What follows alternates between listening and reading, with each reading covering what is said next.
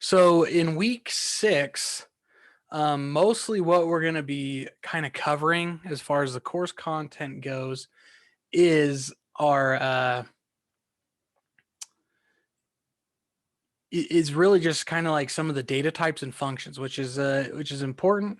The data types, particularly, most of your quiz is going to be on different functions, but it's really important to know some of the different functions that and how they work with the data type specifically, because most of the time each little function is a little different. Let's see. Let's take a look. Kind of want to just go over this. So I guess just to really briefly, because I'm sure you guys have all seen this or will see it. There's a lot of different data types, and if you've done any other programming, you kind of know this. If you're new, we're going to talk about it just a little bit. And you can kind of lump them into two different things. There's string data, and whenever we refer to a string, we refer to a string of characters. That's why it's called a string. And a string of characters can be anything. The string of characters can be, the word hello. It can be hello 1 2 3. A string of data. And so a string data type usually is characters. So here's a char, and a char is fixed length characters. And then there's a varchar. So whenever we define a character, it has to be fixed length. A varchar, we can define it with a limit, but it can be variable within the varchar, which is why there's two of them. They ultimately do the same thing, but when we define a char data type as a column, and when we say data type, really, when we put data into a table, it's by column. So each column has a data type assigned to it. And we're going to talk about that a lot more when we get to talking about some of the design concepts that you might need for your final project. So we'll come back to that. But so right now we're just talking purely about data types. So char and varchar hold strings. Now strings can contain numbers, they can contain punctuation, but they're there. And the char is a fixed length, meaning that, if I have a good example is that I often use in my own databases is gender, male, female, biological gender. So biological gender column is a char of length 1, because usually I say it's either a capital M or a capital F. So it's nice and easy. So that's a good example of a char. A good example of a varchar is like a first name. We don't know. It's not always going to be a set limit amount, a set number. So varchar, and we can define it with a limit. Like I said, we'll talk about that in a minute, because a lot of times, you want to conserve space in your database. So we define an upper limit. But if your name is Sally and someone else's name is Alexander, they're both going to fit in there. And then there's a bigger one, a text or a clob. So in MySQL and Microsoft SQL Server, it's called text. And then in Oracle database, it's called a clob, which stands for character large object. And they hold very large strings. And they refer to them as documents. So if you've ever dealt with a WordPress website, where you can type, or let's use another example. Let's say Canvas. You know how in Canvas you can type like responses, and they usually have like the big box and you can format it. Like when I type up my announcements, it's actually going in the database as a text or a clob. Now for the context of MySQL, we're just going to call it a text. So any large text is going to go in there, and it doesn't have a limit. It's just a text, and it's made to hold very large things. All right, and so string generation. Now, I don't want you to get too hung up on some of this vocabulary. When we talk about generation, it's just how do I make one? And when we say about how do I make a string, like a character string? Well, this right here, if it's in quotes, we've actually done this before. You put it in quotes and say this is a varchar string. When you wrote your where clauses, a lot of times you put single quotes around a string of data, and that's you generated a string. So So that's string generation. I don't want you to get hung up on the word generation because it sounds way more complicated than it is, but how do I type a string when I'm writing SQL? And you just put quotes around it. All right, and so here's some of those. I don't want to get too much into specifics here because it kind of does it. Special characters you have to sometimes escape and that sort of thing. You can read about the specifics of that, but there's certain functions, and I'm not going to cover all these, but I do want to make sure that if there's anyone in here who hasn't had a programming class, that they kind of understand functions. So with any given function, you have a function name and then there's parentheses, and whatever's in those parentheses are what's known as a parameter. And I like to think of functions as little machines, right? They're pre-built machines where we can put something in and it will kick something out. And so there's various types of functions. So for example, this function, the length function, we give it a variable and it will tell us how long of a character it is. So for example, if we select the length of char underscore FLD and some of the various columns, it's going to tell us how long those are. So a char length is currently 28, char length is 28, and the text length is 28. So in this case, they're all the same. But, we could run a length function on a specific column and get that data out. For example, if we wanted a list of all so let's select last name and the length of last name from customer. And I guess I got to use Sequila. So we can get the list of all the last names and the length of those last names. So A, B, N, E, Y is 5 long. Adam is 4, so on and so forth. Obviously, they can get pretty big. So that length function, if we go back and look at how we use that, we just passed it a parameter, which is a column name. So we said, hey, I'm going to give you the last name of each row, and you tell me how long it is in characters. So that's the way functions work. Sometimes they take one parameter, sometimes they take two, sometimes they take multiple parameters.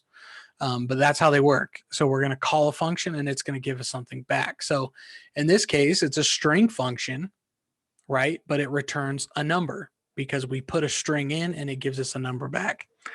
Same with this one. So like position, we can actually find a certain, like if we want to find, where is the B in Abney? We can use the position function and it will tell us, at character 2 it is where the Abney is or whatever. Return numbers, locate, and this one will find all of the strings of this type. So in this case, we're saying, look, I'm looking for the string is in vchar FLD, and let's see, find characters other than the first character in the string. So this one says after 5, and the easiest way to look up this stuff, because this is kind of giving you a broad overview. This will find all instances of is that start with the 5th character. So what I like to do is I actually like to go to the documentation. So I like to go to MySQL position.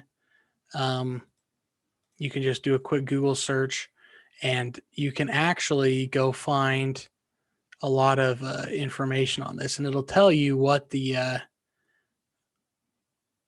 parameters are most of the time. That's not a good resource there. Let's see. Usually I like to find the actual MySQL reference manual because they usually have the best stuff here.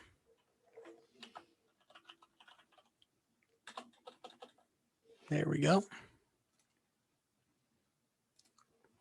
Okay, so position is a synonym for locate, and then we can take a look here. and we can see the parameters. And this is why I like this, because it explains it in a way that makes sense, because you can see that we can give it a substring and a string, so 2 parameters, or we can give it 3. So the first syntax returns the position of the first occurrence of the substring in string. The second syntax returns the position of the first occurrence of the substring in string starting at position. Return 0 if substring is not located within the string. So you can kind of see how it works. Like if we're looking for a bar in foobar, you can see that it starts, bar starts at 4th. So 1, 2, 3, 4. And we can see that's where bar starts. So it returns 4, the first location. If it doesn't exist, it returns 0. If we say, oh, start at the 5th, which is 1, 2, 3, 4, 5, it's going to start here and go. So that way it returns 7, because it'll actually return the second one. All right, let's keep looking. Like I said, I don't want to cover all these because it will, there's just a lot. So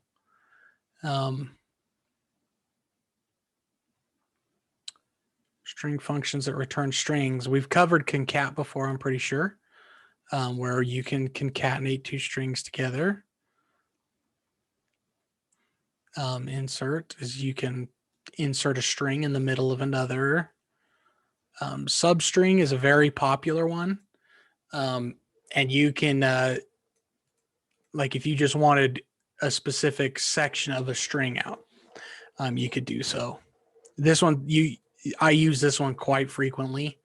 Like for example, if there's a course, so like let's say CIT225, for example, let's say that I don't want to get the first 3 letters. I just want the numbers at the end. Let's say I'm splitting those up. So I have a column that's just CIT and then a column that's just 225. So that's a good example of daily activity that you'll use substring for. And then numeric data, it's going to talk. So we went over strings. The other part of this is numerical data, numbers. And obviously they have functions of their own, math functions, stuff like that. There's different data types of numeric stuff. There's floats, which are, there's decimals, that sort of thing.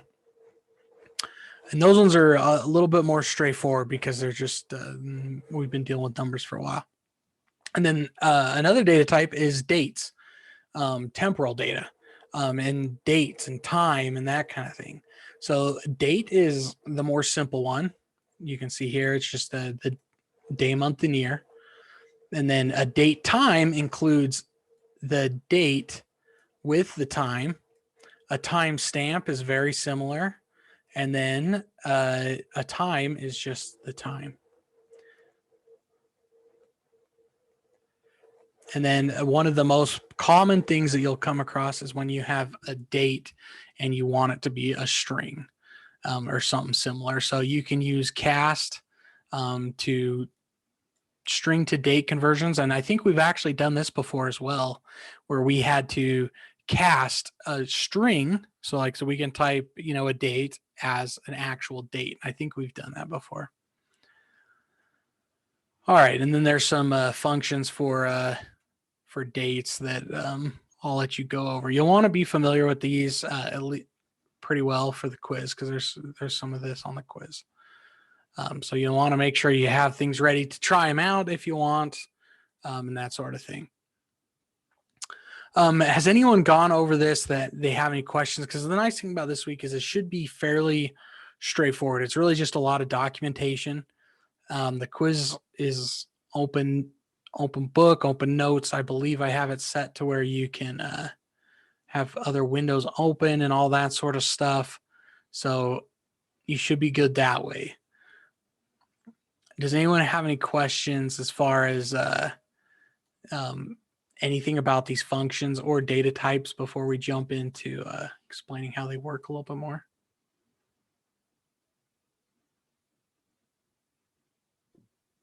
No. Okay. That's what I was hoping. I didn't, because this week it actually is pretty It's pretty straightforward. And even for me, I'll be honest, like if you ask like, oh, like, this is what I need to do. Most of the time I can remember what function it is that I need to use, but I might not remember like all the parameters. So this is one of those things where it's good to kind of be familiar to know what you can and can't do. But it's also one of those that, like for the quiz and in real life, you're probably going to be looking it up to get a little bit of a refresher, because there's a lot of functions, right? There's lots and lots of functions. As we can see from here, there is quite a lot of functions, and to remember them all is kind of crazy. And this is just for the string ones. So there's some functions out there.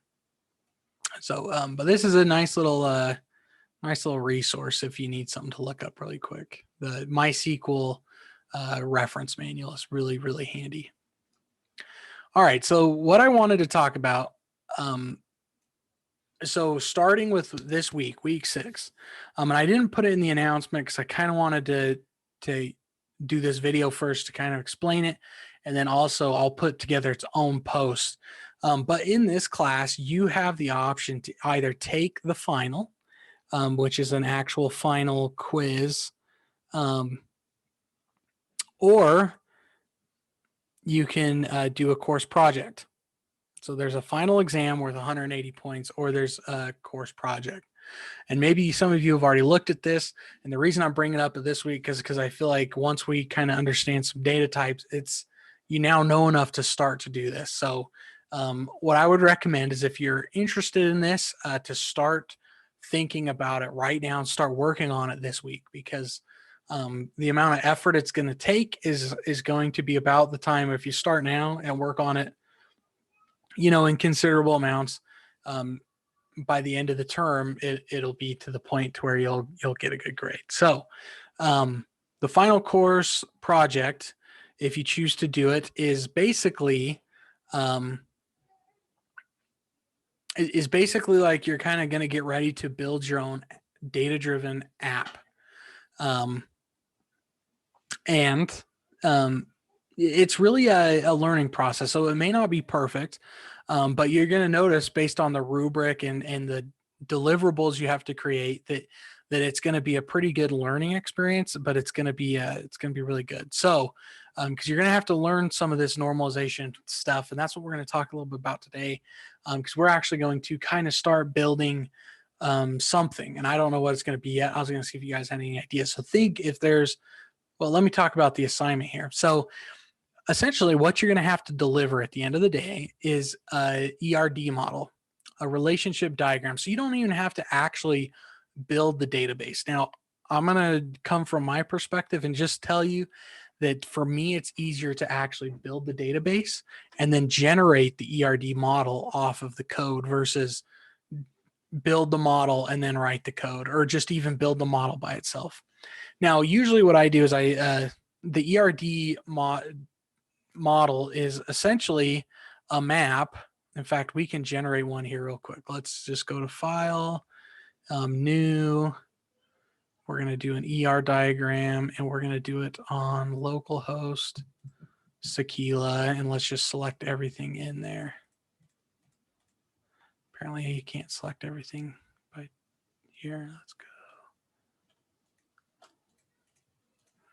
So we're just going to select everything in here. So if we were going to build a database like Sequila, this is essentially what we would want to end up with our ERD diagram. It's something like this. And now obviously we'd want to make it kind of pretty to where it looks a little bit better, so on and so forth, less jumping around. But this is our ERD diagram. And it essentially is all of our tables, all the columns in those tables, and then lines to represent how they all come together. So that way we can see the model and how things are related. So that's one of your deliverables that you're going to have. Now, you'll notice that was super easy because they already exist. If you weren't going to actually write the SQL to build your database, which I wouldn't recommend. I mean, you can do it, but I wouldn't recommend it. You're going to have to do all this by hand, whether that's with graph.io or whatever tool you want to use. I know you guys get Microsoft products for free. So Visual Studio, Microsoft has a diagramming tool that you can do UML in that's pretty good as well. So if you don't want to actually write the SQL, you can do that as well. But I'm here to tell you that it's almost as easy just to write the SQL. And we're actually going to do some of that today. So that's the first thing you're going to need is an ERD model for a real world application with a minimum of 12 tables. So quite a bit of work there.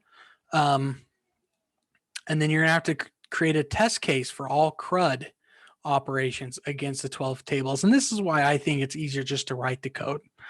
And really what they're talking about with the CRUD, create, read, update, and delete operations, is they're talking about really it's just design how your application is going to work. So underneath this, it says an index that maps all user interface operations and supports test cases. So for example, if I am building a database that keeps track of recipes, if I click the add new recipe button, what does it do? If I click the, update the name of the recipe, what does it do? If I say, I need to update a recipe, not a recipe, an ingredient quantity, what do I do? Because there's going to be multiple tables there. So that's what that kind of does. You have to map that. Now if you haven't taken a UML course, there's some good UML processes. These are pretty common diagrams that people use in planning applications. So that's one you could do, but specifically it's more, if I hit add recipe, what am I going to do to my tables?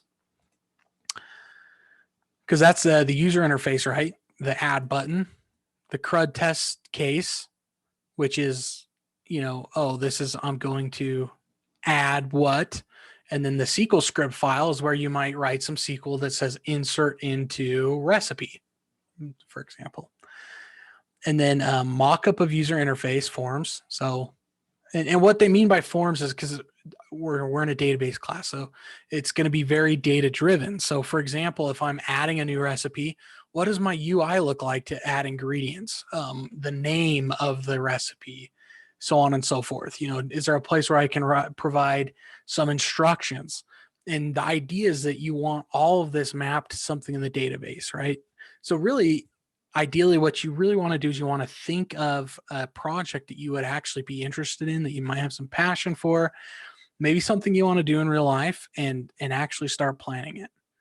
And then the last thing you need for the CRUD step is test case SQL script files. And this is, hey, if I'm going to add, and this is test case, so they don't have to be like, you don't have to have a working application, but if I'm going to add a new recipe, write the SQL to insert into recipe. If I'm going to change, so that would be one of those test cases. If I'm going to be changing the name of my recipe, write SQL that will do that. And it just can be like a scenario. So like, let's say I have a recipe called Tanner's Gourmet Chicken. I want to update recipe set name equal to gourmet chicken, where, recipe ID equals 1 or whatever. So there's your test case. And test case is like a random scenario. Just make sure it works.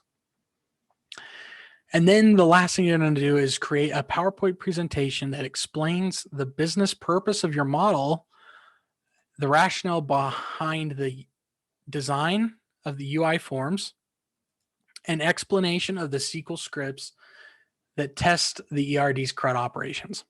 So basically, you're going to create a PowerPoint that kind of just explains it all, explains your design, basically explain why you wrote the SQL the way you did, and then kind of explain the way that your CRUD operations work. Now, I'm going to give some good examples of CRUD that I think will help make a little bit more sense.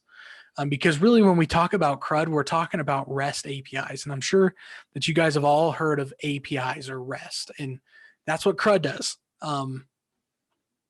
REST API, get, post, put, delete.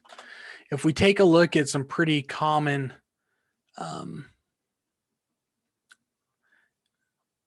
REST API stuff. Like every API uses, if they're using REST, they have a get, push, post, get, put, and delete. And you'll notice an application usually only perform CRUD, in the REST API functions according with the HTTP. So this is pretty common stuff, right? So when you're doing this, part of this, you might want to do some research, blah, blah, blah. But really all it is in any database, you either create, which is insert, you read, which is a select statement, you update, which is an update statement, or you delete something. So that's why they call it CRUD. So those are kind of the steps you're going to have to take along the way there. All right. Does anyone have any questions just about the general overall format here before we start diving into some how to get started tips?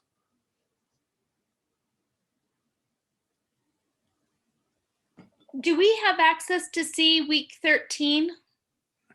I think you do. Let me check. I can look as well. I believe so.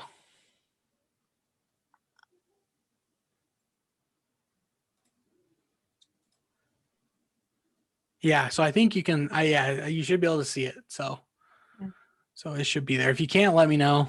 Like, I'm not the pro Canvas user, so if I need to look at something, I can do it. But I think you should be able to see it. But like I said, this is something you might want to get started on sooner than later, because it is some work, especially. Oh, sorry. Go ahead. Yes, we can. Okay, perfect. Yeah, so you kind of want to get started on this because, I'll be honest, like me, I could probably do this in a day or two, but where you're learning, it's going to take you a little bit. Now, I'm going to try and help speed that up for you a little bit, but if you can get this done earlier, the better. Or if you're actually planning on building something, maybe you can get it further. So a couple things here that I really want to hit, because the most important part of this, and this is what I tell a lot of people, is when we build the database, you define the entire way the application works. So I like to design my data model first. Now, I'm a database person, so that's what makes sense to me. So I'm not saying that's the only way to do it, but that's the way I'm going to approach it. So you might, a lot of people automatically go straight into like the user interface. I'm not saying that's wrong, but I like to build my data model first right off the bat. And then that helps me define how the business logic works, which then equals, okay, my UI kind of puts itself together, because then it's just a matter of mapping how the user flows through different things.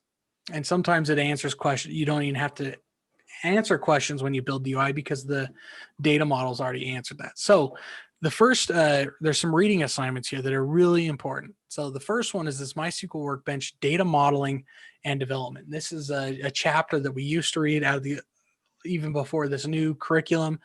It's a great chapter out of the book that talks about modeling, which is huge.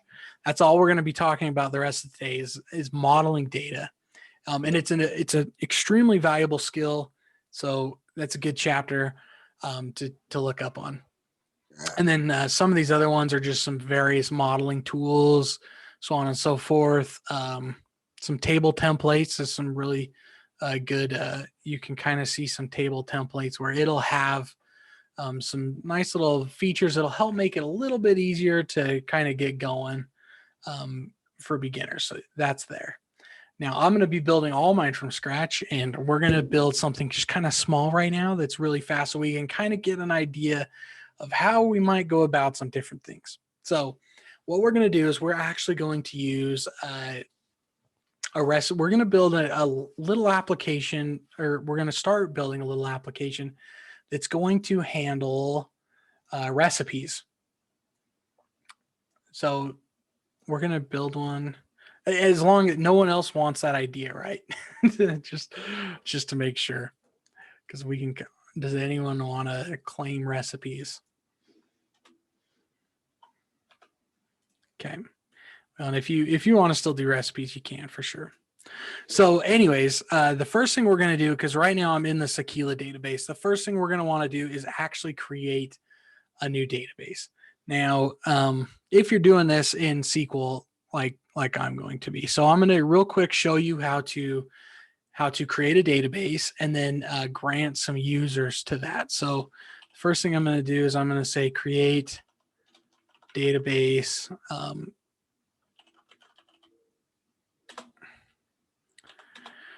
Create database recipe, and then we should be able to use it. So I can say show databases. And I think by default, you will have read-write access to that. So I'm just gonna, but I can't remember if it's user. So let me start over. I'm gonna drop database recipe. I'll show you how to do it from scratch just in case. So I'm going to show databases, and we should be able to just see we have Sequila here. That's kind of our one. These other ones are kind of like built in, so we don't really worry about those, but Sequila's there. So I'm going to exit out of MySQL. Now on your computer, at one point you logged in as the root user, and we're going to do that again. So you can do that with MySQL. And in fact, I believe in MySQL MySQL Workbench, you can log in as root as well. So like here I have a root one, and obviously something went wrong there, but because it's localhost. So we could create a new connection here. I can say CIT225 root. Yep. And apparently mine doesn't let me do that. So you should be able to on yours. I just did mine a little different. Let's take a look here. CIT225 root.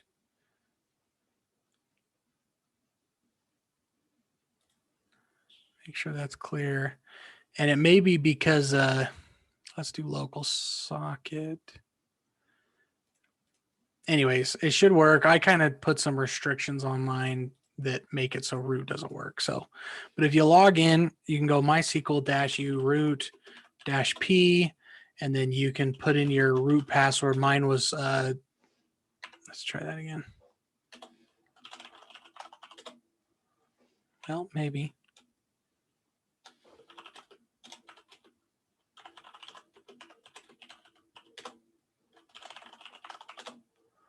There we go. So mine's set up a little bit different. Yours might be, but you at one point in the class you were logged in as root because we created our own user and stuff like that. So it should be there.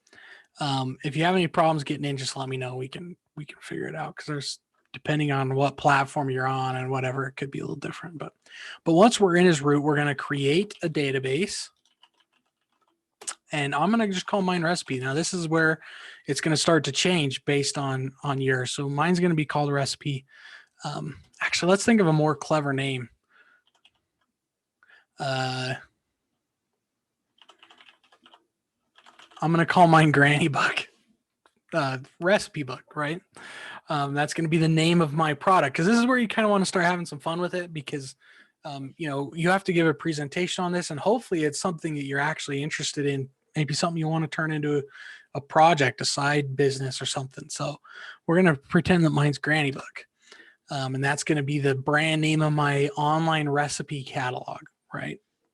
So once we create our database, we should be able to see it, show databases, and we're going to see Granny Book there. Now what we're going to want to do is we're going to want to give my user access to that. Now my user is Tanner Crook, all lower cases. So we're just going to say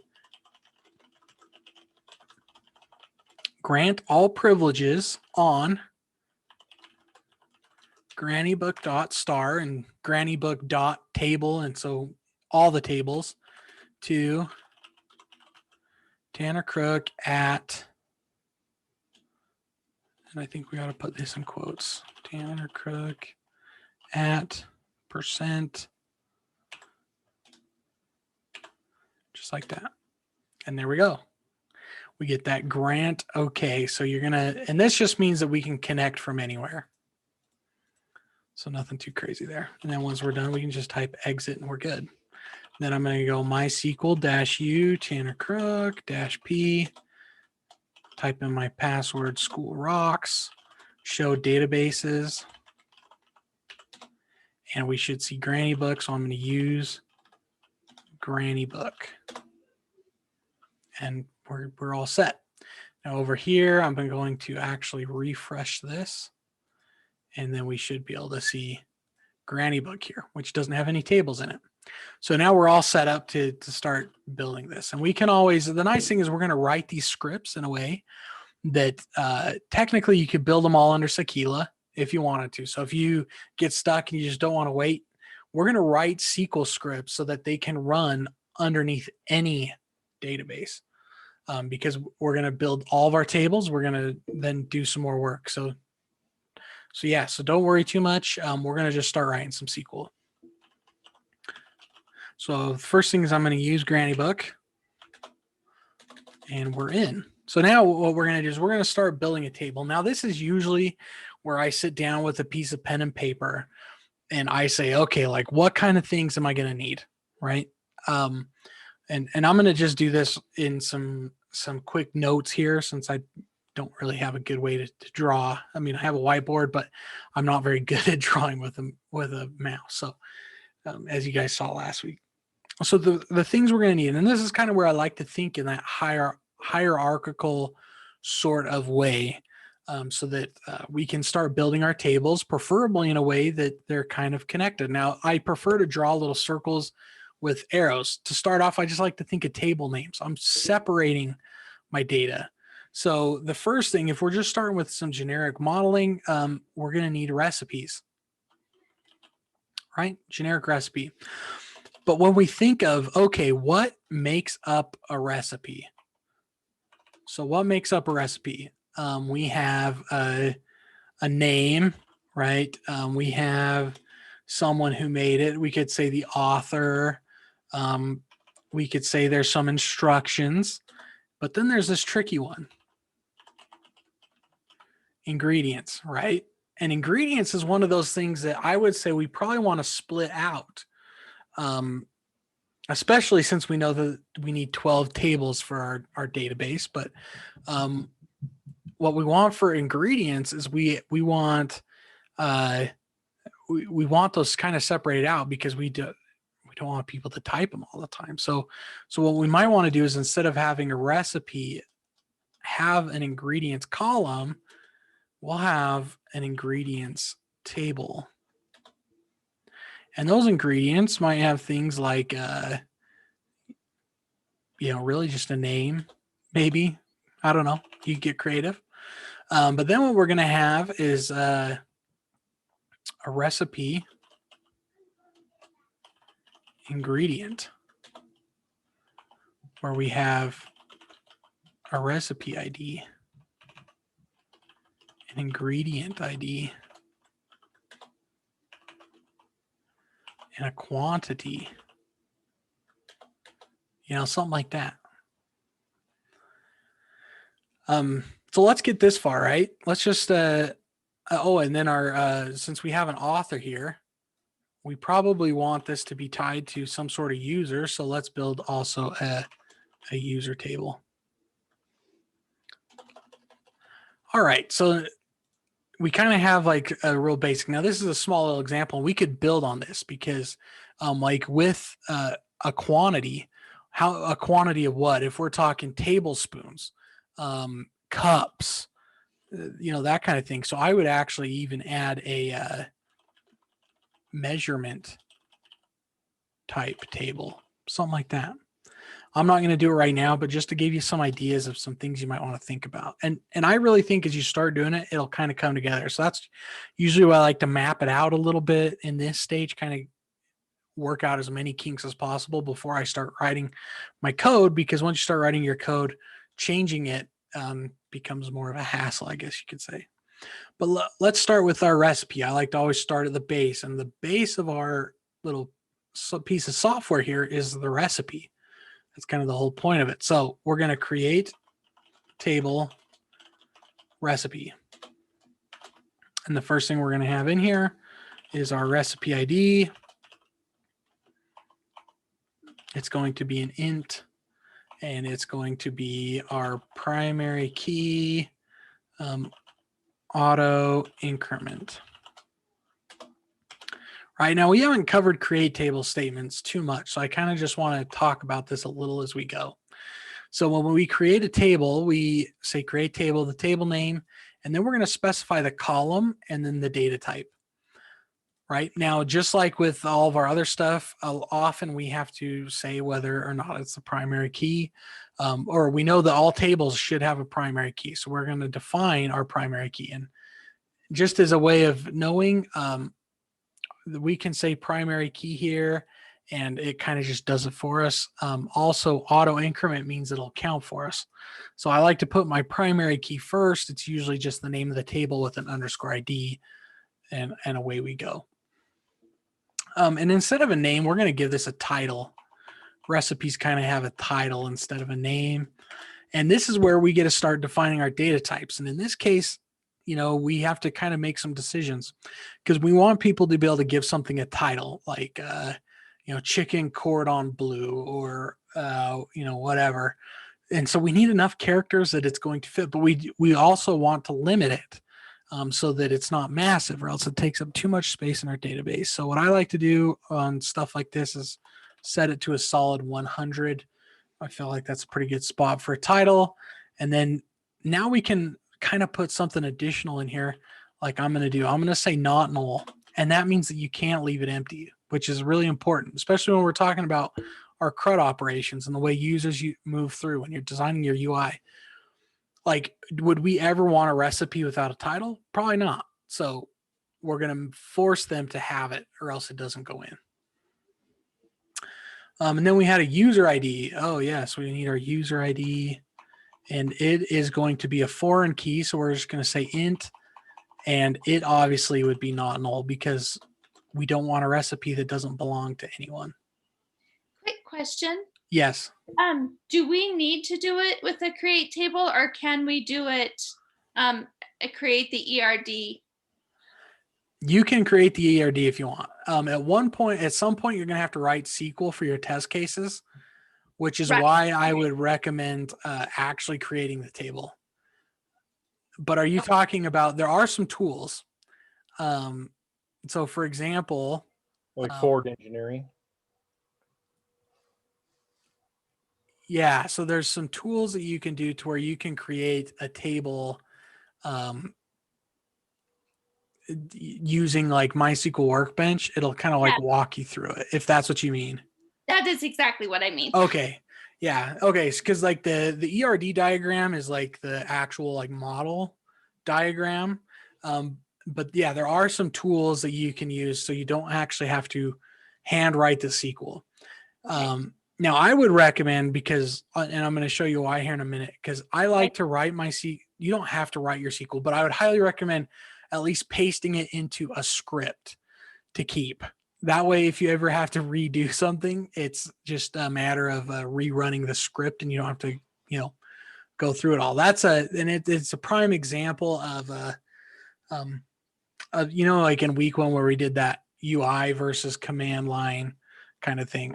Even though I'm using a IDE to write my SQL right now, it's one of those things where I'm to the point now where, like, in my world, it would be crazy to build a table using the tool because I can write it just as fast. But as a beginner, I'm not saying that you shouldn't do it, because as a beginner, it's probably going to be way faster for you to click through the UI and then learn the SQL along the way. Because that's what's really cool about it, is along the way you can kind of, let's see if we can create a table. Oh, and I need to do it in Granny Book here. So let's say create. Let me get a table created, then it should help us. Oh, you're fine. You're fine. I just wanted to make sure we could do it the other way, since that's how I do know how to do it that way. So yeah, absolutely. Okay. Yep. And that's what's nice about this. The final project, I don't really care how you do it as long as you don't cheat. And cheat is in copy of it. Don't plagiarize and fulfill all the requirements. You can do it however you want, right? At the end of the day, if you have all the deliverables and it's all original work, I don't care how you did it, right? As long as you have it. So yep, you can do it however you want. I'm just going to show you this way because it also helps me explain it. And then hopefully learn something along the way here. So let me get this table built, because usually there's like a file new, create new table kind of a thing here somewhere. Anyways, let's keep plugging along here. User ID. Let's just start there for right now, because really I should have built my user ID table first. So let's do that. I'm going to refresh this. There we go. All right. See, from here now we can do this, and this is kind of where you could go through and make some additional changes. And maybe we have to be in I don't know why it's not letting me create on there. Let's open a workbench. That should give us some more options for sure. School rocks. There's Granny Buck. Okay, so what we're going to do is we're going to create a table. Let's do one this way just so we can see it. So I'm going to do the user table. And we are, and user doesn't work. So we're going to say system user. There we go. Schema Granny Book. We're all good there. All right, now we get to add our columns. So I'm going to do system. Can we have it be user? Let's try user. User sometimes is one of those user defined things. So I usually default to system user, but we'll see if this works. So when you're doing it this way, and sorry, I can't make this any bigger. One of the problems of a workbench. But right here in these columns, we have PK, which stands for primary key, NN, which means not null. And then some of these other ones like UQ means unique, and some of the other ones.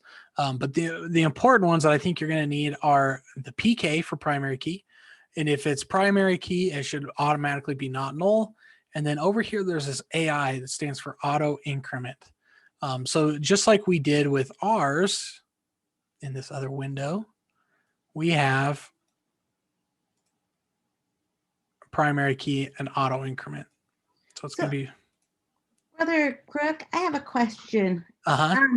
So in the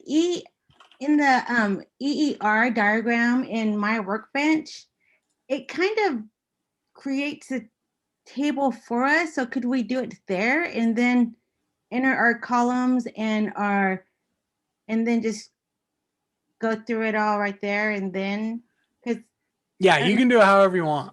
Yep, I've actually never done it that way, so I don't even know what's possible there. But like I said, you can do it however you want as long as you have the deliverables. Okay, because if you click on the home button in my workbench, or maybe not the home button. If you go to File and Add New Model, it will. Sorry, yeah, hit New Model. It will allow you to insert a table. So if you add diagram,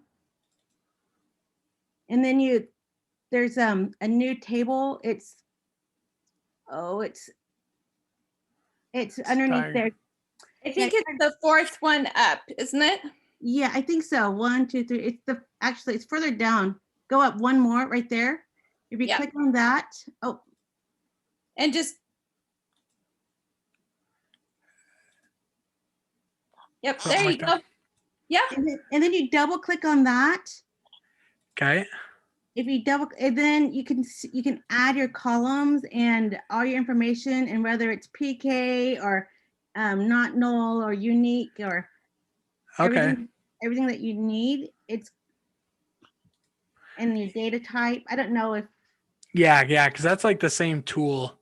It just looks like you get to build the you get to see the diagram as you build it, which that's pretty cool. Yeah, that's what I like, because then I can see what I'm doing and I can see what I have.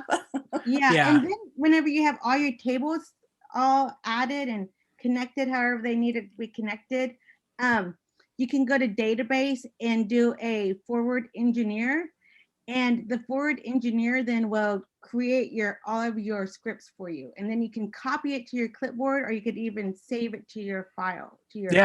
So that'll work perfect. I guess I'm a little bit more old school because I like to just like sit down in a text editor and start going crazy. Oh yeah. But that works perfect. Yeah, that's awesome. That's actually really cool. So I yep. didn't know if we could do that or not. Yeah, absolutely. Like I said, I don't care at all how you do it, as long as because everyone has their own way, right? You know, like I'm sure there's plenty of people that have been doing it for years that still prefer that way because you can see it. It's really nice. Mhm. So whichever way you prefer, like it doesn't matter to me. Okay. That's what I really like about the open-endedness of our essays and our final project, is that you can tackle it however you want. You know, because at the end of the day, it's just a learning experience, and as long as you have all the deliverables and you know make your case and point in your presentation, then it's all good. So Yeah. Okay. it's- Sorry. Thank you. oh no, that's good. I think a lot of people will really like that tool. I think it's great. Yep, absolutely great. So yeah, so definitely use that if you want, because it is nice. Could you tell me one more time how to get to that tool? Yeah, so oh, did it crash on? Nope, there it is. Okay, so you can go to you click your, how did I do that now? Okay, let's get rid of You go you. to You go to file, new model. File, new model. I did open model. File, new model. Don't save. And then you can just do add diagram, and then it will you can start doing it. So Okay, thank you. yep, no problem. Like I said, I think a lot of people actually really like that. I think it's a really good beginner tool. So That's just what they taught us in CIT 111. oh, Yes, perfect. that's exactly what we learned there. So that's why I was like, I hope we could do that because Yeah, you can definitely do that. okay. I'm not, because I don't know where all the buttons are and I can't zoom it. So we're gonna do it the old school way. So maybe it'll be good though. Yeah. So I think it'd be helpful to learn what all consists in the script instead of relying on the yeah, because the way that I usually do it is and I'm gonna actually call this system user. Is I usually start. No, it doesn't like that one. Let's see if it works. I usually just like to build all my create table scripts in a single one, and then do like a table, another script that seeds the data. So I really have like two that kind of build it all out. So we will, let's just keep working here. So I'm going to build my user table first. Auto increment. And one of the reasons why I like to really work hierarchical is because the way that we drop these at the end, which I'll show you here in a minute. Because one thing that I really want to do with my scripts is make it so they'll work every time I run it. So that way, if I have to delete everything, and not that you delete everything and start over, but if I ever have to recreate the database, let's say that I break a bunch of stuff or I'm just testing something, I can recreate it instantly. And that's kind of what we're going to be doing here. So let's create my user. I'm going to have an email. I'm thinking more like a website where they sign up. So I'm not even going to have them have a first name, last name. For right now, I'm just going to have an email where everything's based on like email, so to speak. So let's say their emails can be 60 characters long and not null. The nice thing is, no matter, like I said, I don't really care what tool you use, because as long as you understand like what not null means, the data types, like that's what matters. And so, because really you're doing the same thing. The only difference is instead of just writing it out, you're, clicking the buttons and stuff like that. So, but you still have to understand it. That's why the tool doesn't matter. It's the understanding and the end result. Let's put a username here because we want to display the username. We're going to let people have 60 character long usernames, and that can't be null either. And then let's also have a password. And my passwords, what I like to do whenever I build an online application is I like to have big old long unsalted or big old long hashed passwords. So that's why it says 250. It's not because they can actually type 250 characters, but when they actually run, when the code works to actually create their user, this password will be globbery. It'll be ineligible, not in clear text. There's a nice little Python package that'll do that for you. That's usually what I use in my CRUD operations. So like, here's a good example. When someone signs up for a new user, what do? Well, we're going to have to hash their password, something similar. All right, so there's our password. Let's just start there. We're going to just go simple, nice and simple, nice and easy. All right. And now we can look at our create table for our recipe. Now we have our recipe ID. We have a title and we have our user ID.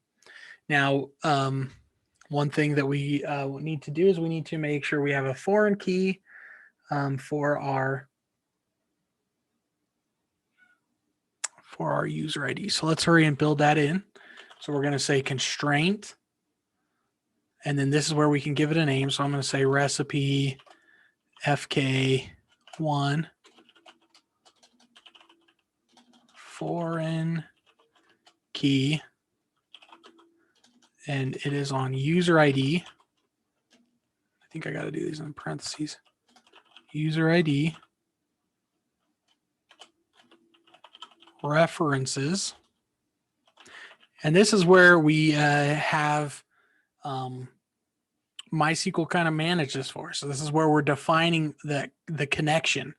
We're building a relationship, and we want user ID to connect to right here, right? And user.user ID. So that's what we're going to do. We're going to say user ID. All right, so let's go ahead and let's run this. Table user already exists. Oh, man. So we're going to have to change the name of our table. This is what I was worried about.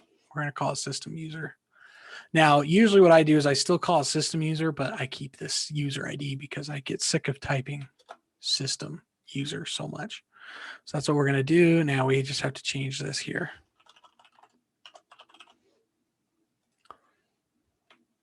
Oh, and one thing we're going to add is we need our, because under our little model here, we have instructions. And this is a text, lots of text, right? And we're going to let it be nullable for now. Now, depending on your different rules, you might want it. I actually haven't decided yet, but I'm going to leave it for right now. That's pretty easy fix later. And one other thing that I forgot to add is we probably want a column that's going to show when it was created. So I like to use created at and timestamp. Not null.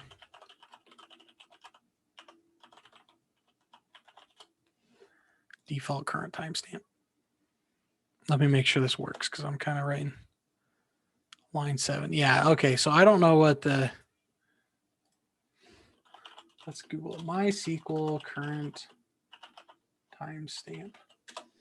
Current date. Yeah, current date will return the date, but I actually want the time included. So it looks like current timestamp. The only thing I'm missing is quotes. Or parentheses, sorry. Up, and apparently I'm still missing something.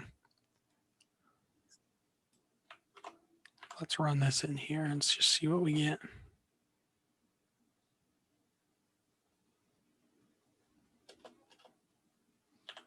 Huh. What don't we like here?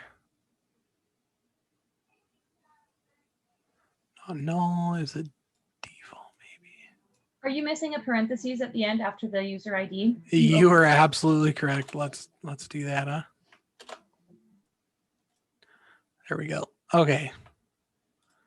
So let's show tables here.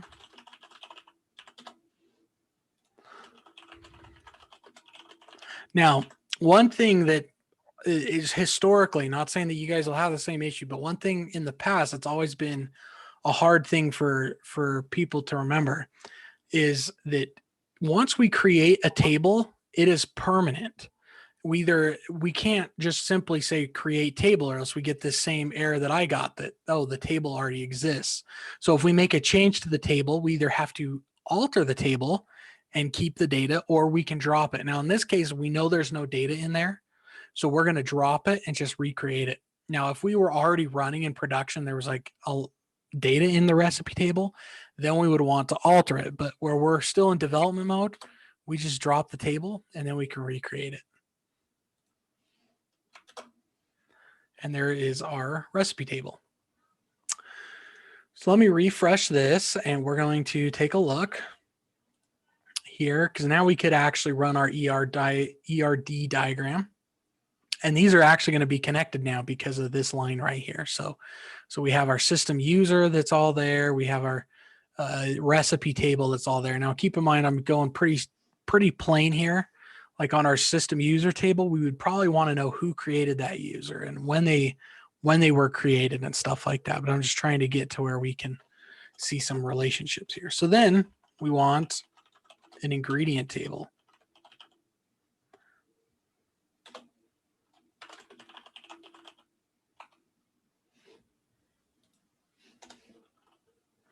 Ingredient ID.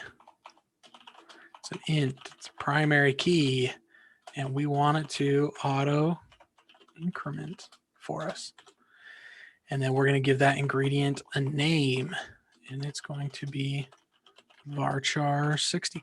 Now, these ingredients is something that if we really wanted to get creative, we could probably pull this from some online list of ingredients or something similar. And this ingredient list is going to be pretty easy. Now we could do more. We could have like a food group. Is it a vegetable? Is it a dairy? Something like that category.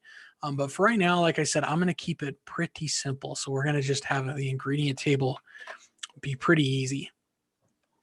And then the last thing we're going to want is our create table recipe ingredient.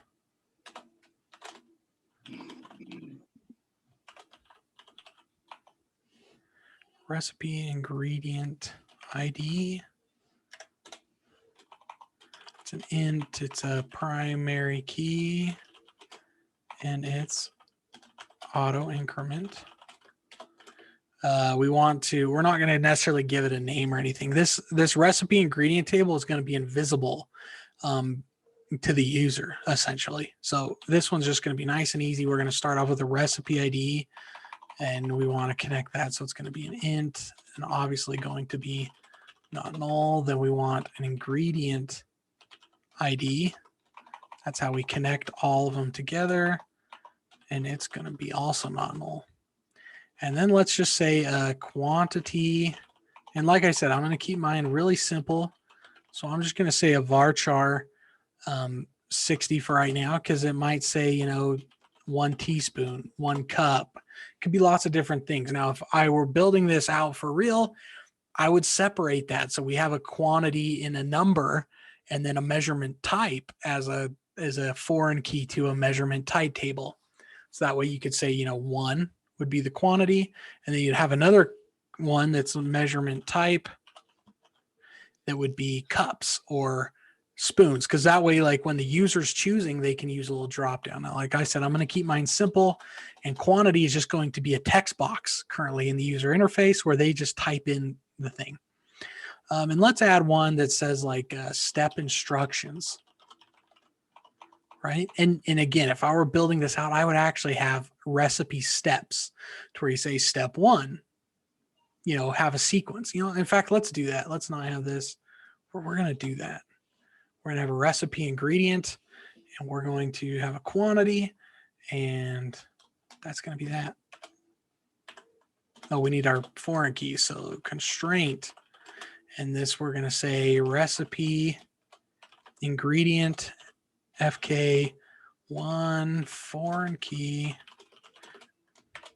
and we're going to put that on recipe ID first, and it references recipe ID. And then we're going to do another constraint on and we're going to call it recipe ingredient foreign key 2, and it's going to be on ingredient ID, and it's going to reference ingredient ingredient ID. And there we have our recipe ingredient. Now, like I said, one thing that I just spot of the moment decided to do is we're going to have steps. So like with every ingredient, we want to see, step 1. Now we had instructions here. Maybe we change this to description, oh, this makes us blah, blah, blah, blah, blah, which is what we'll do that here in a minute. But for right now, we want a steps table. So we're going to create a table recipe step.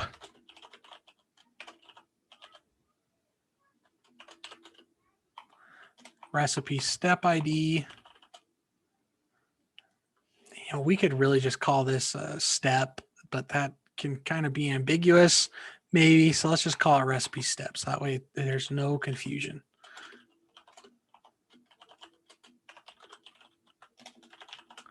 Auto increment. Now this is where I like to do this little trick. We have a sequence. Let's do our recipe first. We want a recipe ID, int, not null. Now this is my little trick. Whenever you want something ordered, I like to have a sequence. So that way you can swap the order if you want. Because like, let's say a user says, oh, I typed in this step in the wrong order. Maybe you can let them drag the step up, if it's like an iOS application or, a JavaScript app online, where you move things around in a list. Well, we can change that sequence just like that. So we're going to have a sequence. And then the recipe step is going to have an instruction, and that instruction is going to be a text. And then another part is maybe we want an option where they can say, oh, this step is where you add this ingredient. So we're going to add an optional recipe ingredient ID. Now, when I say optional, we're going to still connect it, but you'll notice that I'm going to leave not null off of here, which means it's then optional. You can have a recipe step without an ingredient. So like, let's say it's stir for 30 minutes. There is no ingredient, but we can have one if we want it. So if we say add your vegetables or add your carrots, you could connect the carrots. And then that way, when they're looking through the steps, maybe you show a little picture of carrots, something like that. And then in our ingredient, we would want like a photo URL. Very similar. And we'll add that in a minute too. So recipe ingredient ID. Now we need our constraints. So let's do our recipe step FK1. Is this making sense to everybody what we're doing here so far from a design perspective?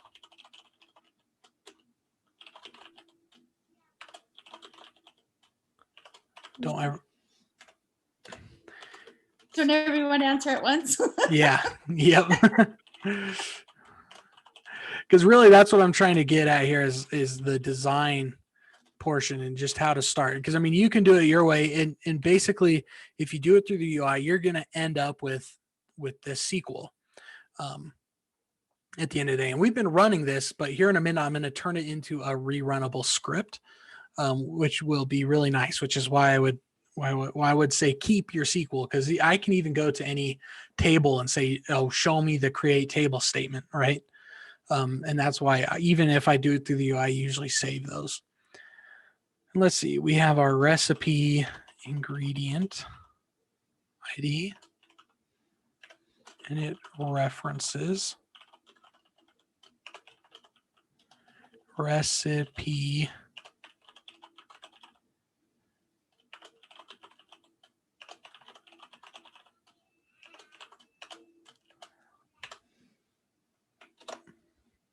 All right, so now we have quite a bit of our tables here, enough that we can start doing something. And if we can't, we already have 1, 2, 3, 4, 5 tables. So we're not quite halfway there, but it's pretty decent. And you'll come up with more along the way. So what I like to do at this point is make this so it will work over and over and over again. So what I have to do is that you have to go in reverse order. So we're going to start with recipe step and we're going to drop the table. We're going to drop table recipe step. And what this does is it just basically destroys everything we just did, but we've recorded all the steps to do this. So, so it's actually what we want. Recipe ingredient, drop table. We had a recipe step, ingredient, recipe, and system user.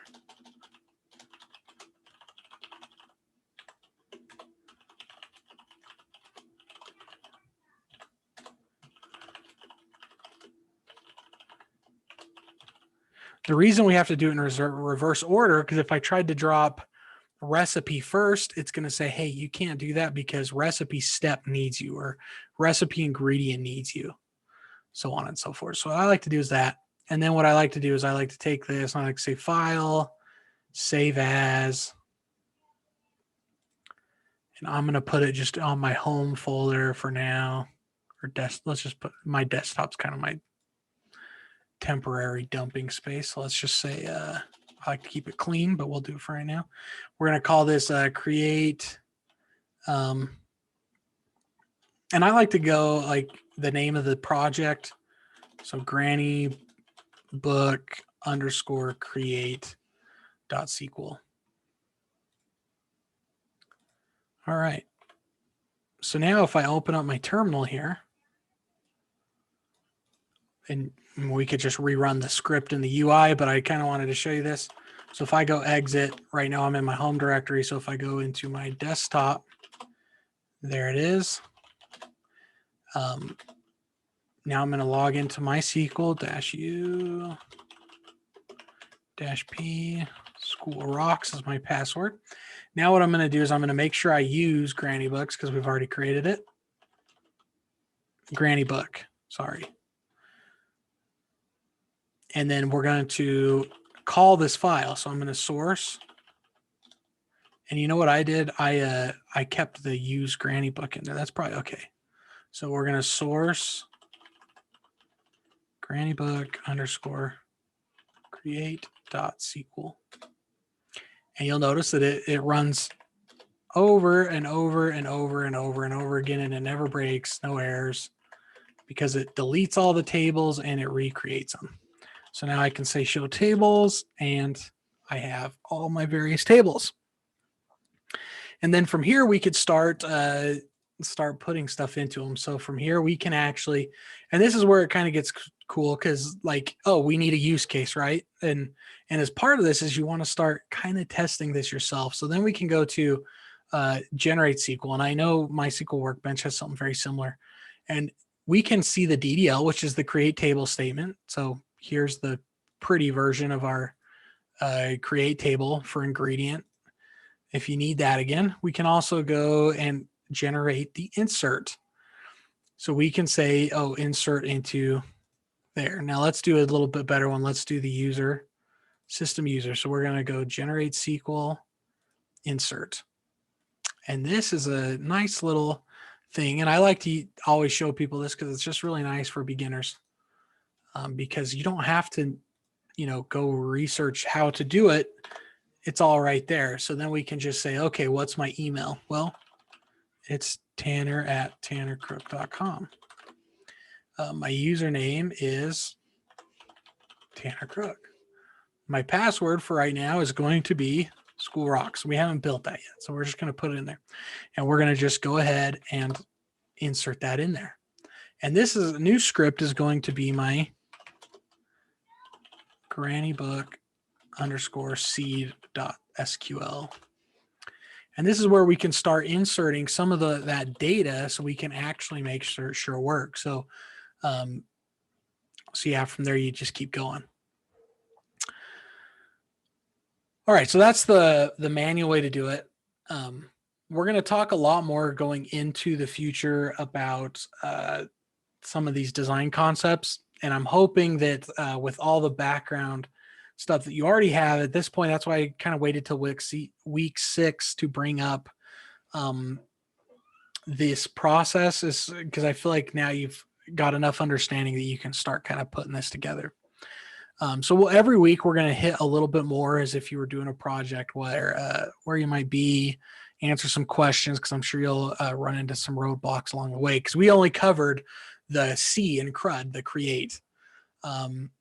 And obviously we don't need to cover the read because that's a select, but there's obviously some other things with update and that sort of thing. So anyways, hopefully this gives you a good place of where to start if you choose to do the final project. Now, as a last final reminder, is that you don't have to do the final project. You can still choose to do the actual final exam instead. So you can take your pick.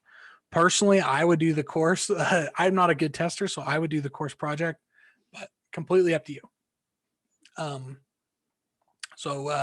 Yeah, does anyone have any questions before we go? Is the final exam like a culmination of all the quiz type questions coming together, or what does that entail if we did that instead of a project?